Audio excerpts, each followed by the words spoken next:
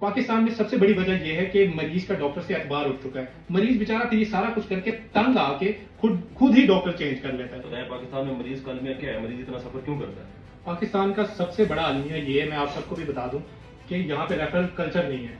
ठीक है, आपने बहुत बार देखा होगा कि जैसे हमारे पास पेशेंट आता है, शियाटिका का पेशेंट आ रहा है या कोई आ रहा है, 6-6 महीने से वो दवाइयां ले रहा है, पर ऑर्थो ने या न्यूरो फिजिशियन ने उसे फिजियोथेरेपिस्ट के पास रेफर नहीं किया होता। अच्छा, यही चीज फिजियोथेरेपिस्ट करते हैं। एक पेशेंट है जिसकी अब ऑस्टियोआर्थराइटिस की लास्ट स्टेज पे है, अब उसकी टोटल नी रिप्लेसमेंट होनी है, तो फिजियो का काम है वो रेफर करे सर्जरी के लिए। फिजियो रेफर नहीं करते, वो सिर्फ ये कि मेरे पैसे बनते रहे, सेशंस देता रहूं, इसलिए फिजियो करता रहता है। अच्छा, न्यूरो वाला क्या करता है? वो पेन ब्लॉकर्स देता रहेगा पेशेंट को, पेशेंट का मसला वहीं खड़ा रहता है, वो रेफर नहीं करते। पाकिस्तान में पेशेंट सबसे ज्यादा सफर इसीलिए करता है कि वो एक ही डॉक्टर के पास बार बार जा रहा है, डॉक्टर से वो मसला हैंडल नहीं हो रहा। अच्छा, पेशेंट को अब वो रेफर कब करेगा? जब पेशेंट उससे तंग होकर सवाल करता है कि सर मैं आपसे कब से ये दवाई ले रहा हूँ, मेरा मसला ठीक नहीं हो रहा। अब क्या, अब उसे लगेगा ये बटन है, क्रॉस क्वेश्चनिंग कर रहा है, अब वो ऑफलोड करने के लिए अब उसको रेफर करेगा, तब तक मसला क्रॉनिक हो चुका होता है। ठीक है ना? अच्छा, एक अच्छा डॉक्टर होगा ना, अगर मैं फिजियोथेरेपिस्ट हूँ तो मैं उसको फिजियो भी करवाऊंगा, साथ में ऑर्थो के पास उसको भेजूंगा ताकि वो उसकी इन्वेस्टिगेशन करे, कोई मेडिकेशन उसकी चल रही है मल्टीवाइटामिन वगैरह, तो वो उसको दे। इसी तरह एक अच्छा ऑर्थो डॉक्टर है, वो सिर्फ मेडिसिन नहीं लगाएगा उसको, साथ में वो उसको फिजियो भी रेफर करेगा डे 1 से।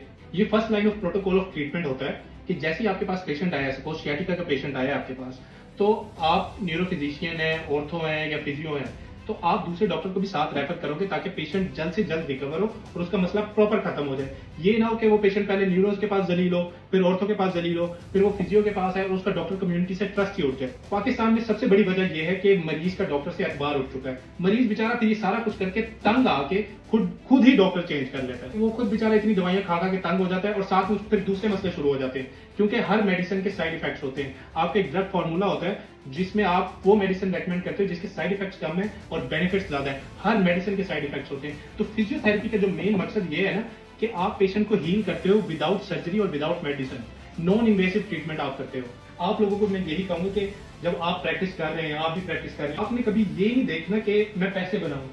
आप पेशेंट को ठीक करेंगे ना, यकीन माने उस एक ठीक पेशेंट की वजह से आपके पास सैकड़ों पेशेंट आएंगे। अच्छा, जो डॉक्टर ये कहता है कि बस मैं मेडिसिन दूं या फॉलो अप पे मेरे पास आता है, पेशेंट हील नहीं होगा। पेशेंट का एक बार आपसे ट्रस्ट खराब हो गया, आप डेड हैं उसके लिए। आपने भले यूके से मास्टर्स किया हो, स्पेशलिस्ट हो, आप खत्म है उसके लिए। तो ये जूनियर्स को मैं ये बात बताता हूँ, फिजियोथेरेपिस्ट को भी कहता हूँ कि आप सिर्फ पेशेंट को ड्रैग करते रहते हैं कि इसको मैं सेशन दूं, उसको जल्द से जल्द ठीक करें। आपने उसको 10 सेशन का कहा है तो आप उसको 5वें 6ठे सेशन में बिल्कुल ठीक कर दें।